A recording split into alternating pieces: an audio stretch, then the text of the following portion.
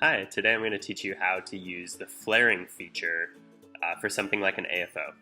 You can see I've got my scan here. I've already done my toe plate, done all the modifications that I want to do. If I look at it from the side, this is the shape that I've ended up with. I've already drawn on my trim lines and saved them as a region here, so we don't have to go through that in this video. But I use this select region tool to do that. So now you can see I've got a region that I saved called trim lines. If I click on it and then select it, it'll pull up those trim lines here for me. Yours will probably be a much better shape. Apologies, since I'm not a clinician here. So after I've drawn on my trim lines like this, I'm going to go to the shell tool. Now, there's two different parts to the shell tool. One, if I click shell region, I'll get an AFO that looks something like that. But suppose I wanted to flare it.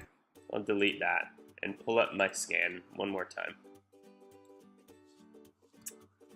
I can use this flare tool down here in the bottom portion of my shell and say, let's do a 4mm flare size, and I only want to do it at the proximal end and then taper it down to 0 flaring down all the way to my distal end.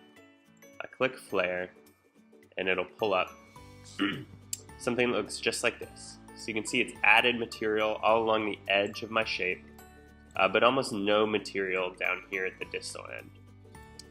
So now I can do one of two things. First, I can blend it if I want to, smooth that out a little bit, and now when I go to shell it, I'll get a shell that's got a flare you can see around the edges. Or let's say I didn't want to do the proximal flare only. I'll undo this, turn this off, and now it's going to have a 4mm flare all the way down around all of my edges. You can see down here at the end. So not typically what you would want, but just another option to keep in mind. Again, if I use the proximal flare only, click flare, now I can come back, use the blend tool at a low strength, something like a 10, click blend all. Now when I go back to my shell tool, I can choose a thickness of 3mm, click shell region. Now if I hide my scan, I can see exactly what my flared AFO is going to look like. Again, if I had chosen a higher flare here, 6, 8mm, something like that, I'd get a more severe curve up at the top.